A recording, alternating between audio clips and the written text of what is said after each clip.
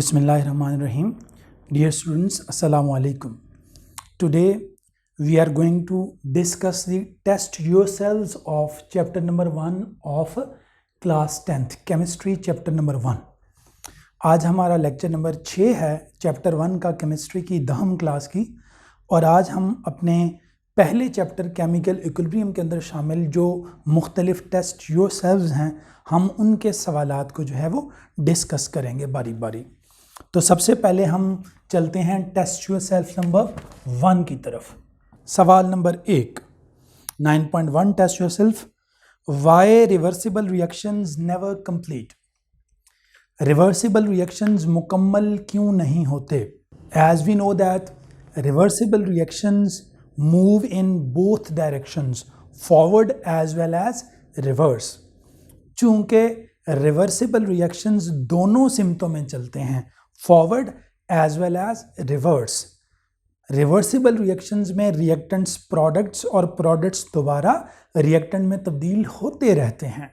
इस वजह से ये रिएक्शंस कभी कंप्लीट नहीं होते, इनके टू डायरेक्शनल होने की वजह से, दोनों सिमतों में इनके चलने की वजह से। दूसरा सवाल, टेस्ट योरसेल्फ का दूसरा सवाल। अभी हमने पहला डिस्कस किया था, अब दूसरे की तरफ चलते हैं। What is static equilibrium? Explain with an example. Static equilibrium क्या है, एक मिसाल से वाज़ेह करें। स्टैटिक मीन रुका हुआ, साकिन, ठहरा हुआ। स्टैटिक इक्विलिब्रियम आपने पहले पढ़ा था केमिकल इक्विलिब्रियम की दो टाइप्स में, कि static equilibrium when a reaction ceases to proceed, जब कोई रिएक्शन रुक जाता है, आगे नहीं बढ़ता, it is said to be in a equilibrium which is called static equilibrium. अगर कोई रिएक्शन आगे बढ़ने से रुक जाए, आगे न बढ़े, तो फिर हम कहते हैं कि वो एक स्टैटिक इक्विलिब्रियम की हालत में होता है।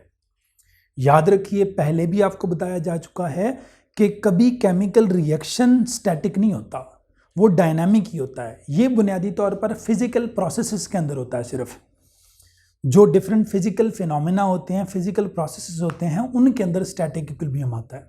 मैंने आपको पहले भी लेक्चर में मिसाल दी थी कि एक बैग अगर कहीं पड़ा है तो वो पड़ा ही रहेगा जब तक हम उसे जाकर उठाएं ना, तो वो स्टैटिक इक्विलिब्रियम की एक मिसाल है। एक किताब आपकी कहीं पड़ी है तो वो स्टैटिक इक्विलिब्रियम में है, अगर आप उसे जाकर उठाएंगे नहीं। एक बिल्डिंग, बुक के अंदर एग्जांपल है कि एक बिल्डिंग, एक इमारत जब खड़ी कर दी जाती है तो वो उधर ही रहती है, क्योंकि उस पर अमल करने वाली तमाम नेट फोर्सेस जो होती हैं, अपवर्ड डाउनवर्ड, उनका जो नेट फोर्स होती है वो क्या होती है, ज़ीरो होती है। इस वजह से फिर वो स्टैटिक इक्विलिब्रियम में होती हैं। बिल्डिंग का खड़े रहना, खड़ी है तो खड़ी रहेगी, तो ये एक स्टैटिक इक्विलिब्रियम की मिसाल है। बैग पड़ा है तो पड़ा रहेगा, लैपटॉप पड़ा है तो पड़ा रहेगा कहीं, तो ये स्टैटिक इक्विलिब्रियम की एग्जांपल्स हैं। तीसरा, test yourself, why the amounts of reactants and products do not change at equilibrium in a reversible reaction. एक रिवर्सिबल रिएक्शन के अंदर रिएक्टेंट और प्रोडक्ट की अमाउंट, मिकदार चेंज क्यों नहीं होती at equilibrium? Again very simple question. किसी रिवर्सिबल रिएक्शन में जब इक्विलिब्रियम आ जाता है, तो इक्विलिब्रियम आने का मतलब है rate of forward reaction has become equal to rate of reverse reaction. जब किसी रिएक्शन में rate of forward reaction becomes equal to the rate of reverse reaction, तो उसके अंदर डायनामिक इक्विलिब्रियम आ जाता है। तो जब इक्विलिब्रियम आ जाए तो उस वक्त क्या होता है, रेट ऑफ फॉरवर्ड और रेट ऑफ रिवर्स रिएक्शन किसी रिएक्शन के दौरान जो है वो इक्वल हो जाते हैं। तो जब वो दोनों इक्वल हो जाते हैं तो उस वजह से क्या होता है, रिएक्टेंट और प्रोडक्ट की कंसंट्रेशन चेंज नहीं होती, क्योंकि जितना रिएक्टेंट प्रोडक्ट में तब्दील हो रहा होता है उतनी ही product at the same rate reactant में तब्दील हो रही होती है। तो जब जितना प्रोडक्ट रिएक्टेंट में, उतना ही रिएक्टेंट प्रोडक्ट एक दूसरे में तब्दील होते रहेंगे, तो फिर कंसंट्रेशन किसी की चेंज नहीं होगी। ये थे टेस्ट योरसेल्फ 1 के 3 शॉर्ट क्वेश्चंस। अब चलते हैं हम टेस्ट योरसेल्फ नंबर 2 की जानिब। टेस्ट योरसेल्फ 2 जो है उसके अंदर मुख्तलिफ सवालात पूछे गए हैं 9.2 में। Define law of mass action. इसके लिए आप हमारा डिटेल से लॉ ऑफ मास एक्शन का लेक्चर भी सुन सकते हैं, चैप्टर का तीसरा। तो लॉ ऑफ मास एक्शन क्या हमने पढ़ा था, वो C.M. गर्लबर्ग और P. वॉग्या ने दिया था 1864 में। कहता क्या है, आपने पढ़ा था, rate of a chemical reaction is directly proportional to the product of active masses of reactants. किसी भी रिएक्शन की जो रफ्तार होती है वो डायरेक्टली प्रोपोर्शनल होती है उसके अंदर मौजूद रिएक्टेंट की एक्टिव मैसेज के या मोलर कंसंट्रेशन के प्रोडक्ट के। इसे कहते थे हम लोग लॉ ऑफ मास एक्शन। तो इसमें आप हाइपोथेटिकल रिएक्शन की एग्जांपल भी लिख सकते हैं, जैसे हमने पहले ही भी डिस्कस की थी कि ये कोई रिएक्शन है, इसमें ये रिएक्टेंट्स हैं और ये आपके पास जो है वो क्या हैं, प्रोडक्ट्स हैं। तो इसमें रेट ऑफ फॉरवर्ड रिएक्शन जो है वो क्या होगा, वो डायरेक्टली प्रोपोर्शनल होगा product of molar concentration of reactants. Reactant की मोलर कंसंट्रेशन का हमने प्रोडक्ट लिया, raise to the power equal to the coefficient. तो ये रेट ऑफ रिएक्शन होता है। यहाँ से rate of forward reaction will become equal to K F into A raise to power A B raise to power small B. तो ये basically law of mass action का जो है वो एक एग्जाम्पल है, छोटी सी हाइपोथेटिकल सी जो हमने बनाई है। अगला सवाल टेस्ट योरसेल्फ 9.2 का। इसका जो अगला सवाल है, how is active mass represented. Active mass को कैसे रिप्रेजेंट किया जाता है, पहले बताइए एक्टिव मास क्या है। अभी मैंने आपको बताया एक्टिव मास क्या है। Active mass is the concentration of a substance in mole per dm cube. Molar concentration, किसी भी चीज की कंसंट्रेशन को, किसी सब्सटेंस की कंसंट्रेशन को जो मोल पर डीएम क्यूब में दी गई हो उसे उसका एक्टिव मास कहते हैं। एक्टिव मास का दूसरा नाम मोलर कंसंट्रेशन भी है। इसका unit mole per dm cube होता है। सवाल यह है उसे रिप्रेजेंट कैसे किया जाता है। एक्टिव मास को रिप्रेजेंट किया जाता है, आपने पढ़ा था, स्क्वायर ब्रैकेट से। तो एक्टिव मास की रिप्रेजेंटेशन होती है स्क्वायर ब्रैकेट से। Next short question, what do you mean by equilibrium constant. ये भी आप हमारे चौथे लेक्चर के अंदर जो है वो ऑलरेडी डिस्कस कर चुके हैं हम इस पे कि इक्विलिब्रियम कांस्टेंट से क्या मुराद है। इक्विलिब्रियम कांस्टेंट हमने पढ़ा था क्या है। इक्विलिब्रियम कांस्टेंट के सी, किसी भी रिएक्शन के लिए, जैसे ये हाइपोथेटिकल रिएक्शन है तो इसके लिए हमने लिखा था के सी इज इक्वल टू प्रोडक्ट और रिएक्टेंट्स उनकी मोलर कंसंट्रेशन की प्रोडक्ट की रेशो। देखिए ये प्रोडक्ट्स हैं इस रिएक्शन की, सी और डी, तो हमने उनकी मोलर कंसंट्रेशन का प्रोडक्ट लिया और उसको डिवाइड कर दिया रिएक्टेंट की मोलर कंसंट्रेशन के प्रोडक्ट के हासिल ज़रब के, raise to the power equal to the coefficient in the balance chemical equation. इसको हम लोग जो है वो इक्विलिब्रियम कांस्टेंट या केसी कहते हैं। It is the ratio of product of molar concentration of product raise to the power equal to the coefficient to the product of molar concentration of reactants raise to the power equal to the coefficient in the balance chemical equation. तो ये केसी कहलाता है, equilibrium constant, इसको केसी से represent करते हैं। चौथा short question 9.2 का जो चौथा शॉर्ट क्वेश्चन है, point out coefficients of each in the following hypothetical reactions. ये नीचे कुछ हाइपोथेटिकल रिएक्शंस दिए गए हैं, जैसे पहला है 2a + 3b gives us 4c + 2d। अब पूछा गया है कि इनमें आप कोएफिशिएंट्स बताएं, इनमें कोएफिशिएंट्स कहाँ हैं, किधर हैं। तो ये सिंपल है, इस रिएक्शन के अंदर A सब्सटेंस का कोएफिशिएंट है 2, B का कोएफिशिएंट है 3, C का कोएफिशिएंट है 4 और D का कोएफिशिएंट है 2। तो आपने बताना है कि इस रिएक्शन के अंदर जो सब्सटेंस A है उसका कोएफिशिएंट है 2, B का 3, 4, C का 4 और D का 2।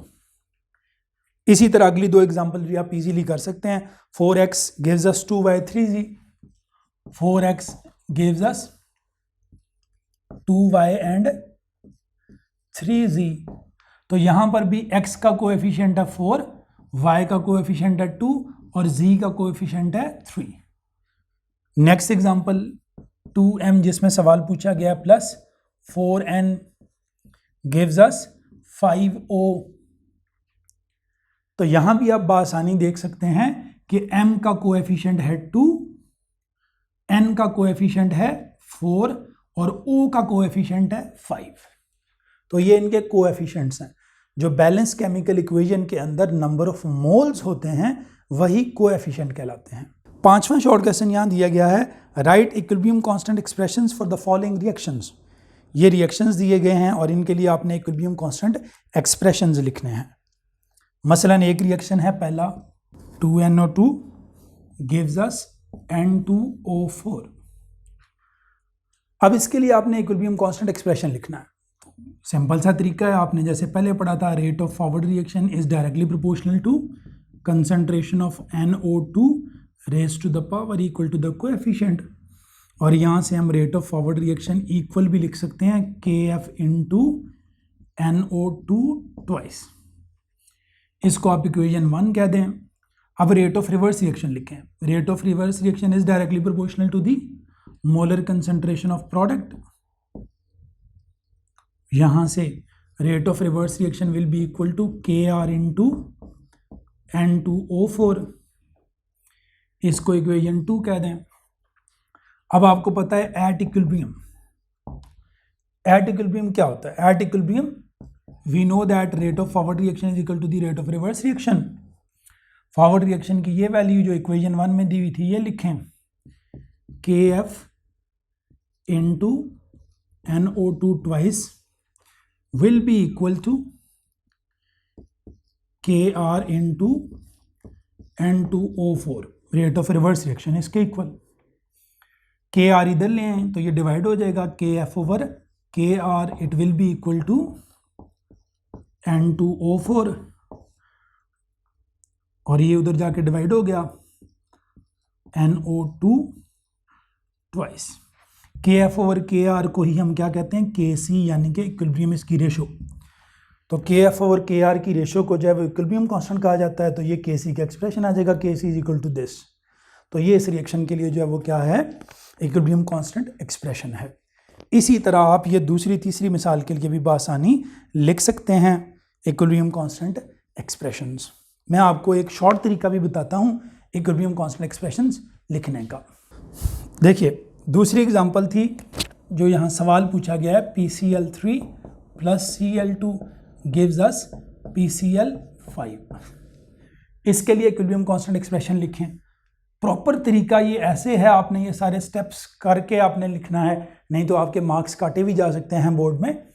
इस तरह सारे स्टेप्स करें और उसके थ्रू आप एक शॉर्ट वर्जन भी, शॉर्ट मेथड भी इस्तेमाल कर सकते हैं कि KC जो है वो बराबर होता है प्रोडक्ट ओवर रिएक्टेंट के, जो हम न्यूमेरिकल्स वगैरह में भी डायरेक्ट यूज करते हैं। Product over reactant, product PCl5 over reactant PCl3 into Cl2। तो ये प्रोडक्ट ओवर रिएक्टेंट की रेशो आएगी, इसको हम कहते हैं KC। तो इस तरह तमाम स्टेप्स फॉलो करते हुए आप जब जाएंगे इसको भी सॉल्व करेंगे तो ये जवाब आपके पास आ जाएगा। उम्मीद है आप खुद कर सकते हैं, कर लीजिएगा। इसी तरह 2SO2 plus O2 gives us 2SO3।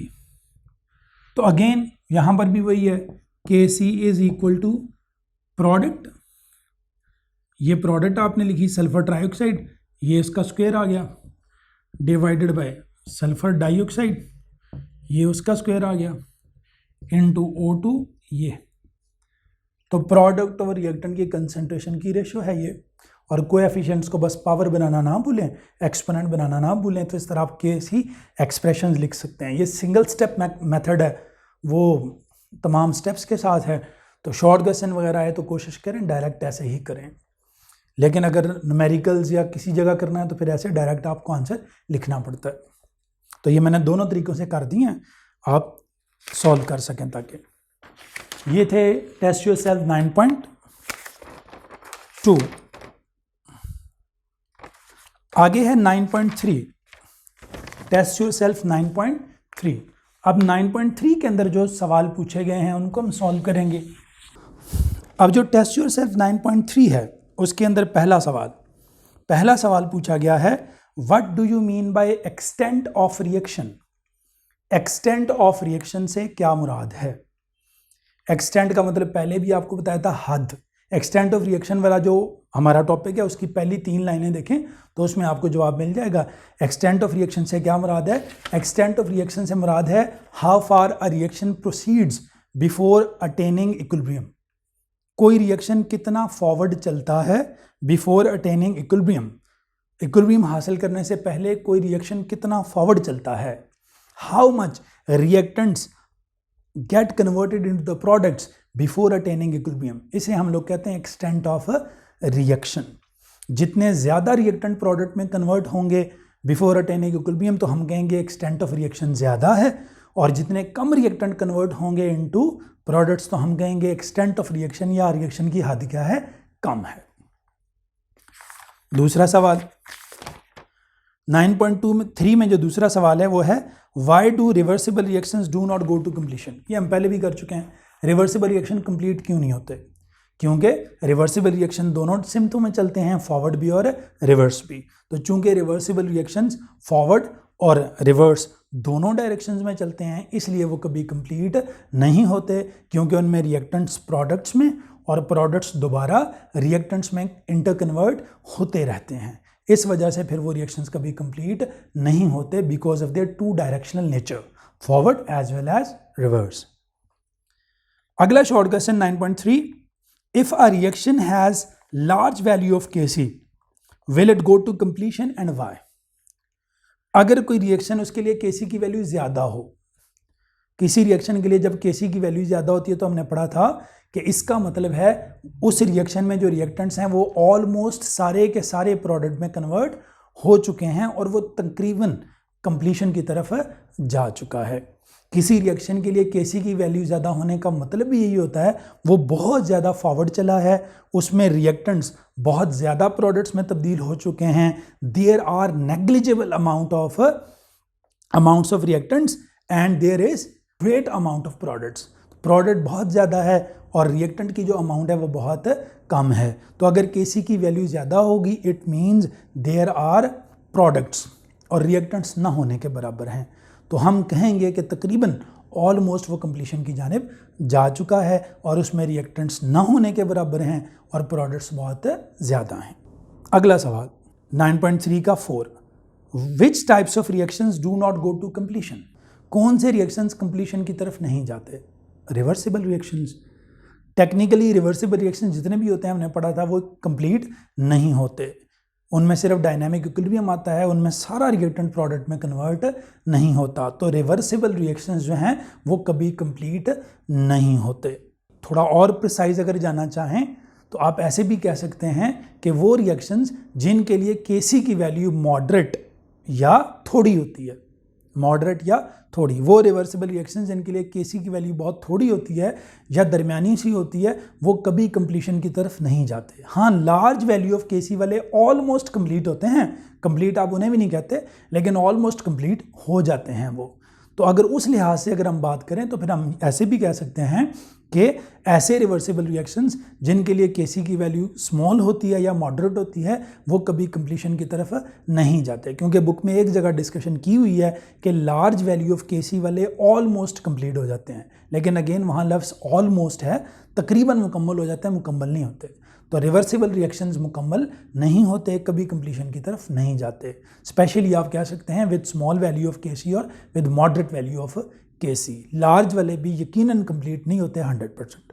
आखिरी शॉर्ट क्वेश्चन 9.3 का, why the reaction mixture does not have 50% reactants and 50% products at equilibrium position. ये बहुत मज़ेदार सवाल है और बच्चों को बहुत तंग करता है। किसी रिएक्शन के अंदर जब इक्विलिब्रियम आ जाता है तो उसमें 50% रिएक्टेंट और 50% प्रोडक्ट क्यों नहीं होता। याद रखिए यहाँ आप डायनामिक इक्विलिब्रियम, केमिकल इक्विलिब्रियम जो हमारे पास है और फिजिकल इक्विलिब्रियम, उन दोनों को मिक्स ना कर दीजिए। फिजिकल इक्विलिब्रियम में ऐसे होता है, फॉर एग्जांपल कोई सीसॉ है तो इस तरफ अगर कोई बंदा बैठा है जिसका वजन 60 kg है, उसका मैस 60 kg है, कोई इधर बंदा बैठा है तो उसका भी 60 kg है, तो वो 60 किलोग्राम वाला किधर बैठा है किधर बैठा है, तो वो सीसॉ एक बैलेंस में होगा, तो इक्विलिब्रियम वहाँ होगा। ये फिजिकल इक्विलिब्रियम है, ये केमिकल इक्विलिब्रियम नहीं है कि जितना रिएक्टेंट हो उतना प्रोडक्ट हो। केमिकल इक्विलिब्रियम कब आता है, उसकी डेफिनेशन की तरफ जाइए। केमिकल इक्विलिब्रियम किसी रिएक्शन में तब आता है जब rate of forward reaction becomes equal to rate of reverse reaction. उसकी कंडीशन ये है कि किसी रिएक्शन में जब rate of forward reaction becomes equal to the rate of reverse reaction then we say that it is in equilibrium. तो equilibrium के होने का मतलब रेट ऑफ फॉरवर्ड रिएक्शन का रेट ऑफ रिवर्स रिएक्शन के इक्वल होना है, न कि जितना रिएक्टेंट हो उतना प्रोडक्ट हो। इनका इक्वल होना नहीं होता। वो रेट ऑफ फॉरवर्ड रिएक्शन और रेट ऑफ रिवर्स रिएक्शन जब भी इक्वल हो जाएंगे, वो 20-80% पे हों, वो 80% 20% पे हों, वो 90-10 10-90 पे हों, तब इक्विलिब्रियम आ जाएगा। तो इक्विलिब्रियम के लिए ये कोई शर्त नहीं है कि जी जितना रिएक्टेंट हो उतना प्रोडक्ट हो। इक्विलिब्रियम की असल शर्त है रेट ऑफ फॉरवर्ड और रेट ऑफ रिवर्स रिएक्शन का इक्वल होना। जब रेट ऑफ फॉरवर्ड और rate of reverse reaction equal होंगे तब इक्विलिब्रियम आएगा, न कि मैसेस के इक्वल होने पे कि जी जितना रिएक्टेंट है उतना प्रोडक्ट है, जितना मैस रिएक्टेंट का है उतना प्रोडक्ट का है। तो ये कोई कंडीशन नहीं है, प्रोडक्ट और रिएक्टेंट बराबर होना कोई कंडीशन नहीं है, याद रखिए, केमिकल इक्विलिब्रियम की नहीं है। ये थे हमारे टेस्ट योरसेल्व्स जो हमने किए। उम्मीद है आपको हमारा आज का लेक्चर पसंद आया होगा और आपको टेस्ट योरसेल्व्स को अंडरस्टैंड करने में मदद मिली होगी। अगर आपको हमारा आज का लेक्चर पसंद आया तो आप हमारे इस चैनल को लाइक भी कीजिए, शेयर भी कीजिए, सब्सक्राइब भी कीजिए। हमारे लिए अगर आपकी तरफ से कोई हिदायत हों, रिकमेंडेशंस हों, तजावीज़ हों, सजेशंस हों, तो आप वो भी नीचे कमेंट्स में ज़रूर बताइए। हम इंशाल्लाह कोशिश करेंगे कि अपने इस चैनल को और अपने इन लेक्चर्स को मज़ीद बेहतर से बेहतर कर सकें। आप लोगों का बहुत बहुत शुक्रिया। अल्लाह हाफिज़। अस्सलामु अलैकुम।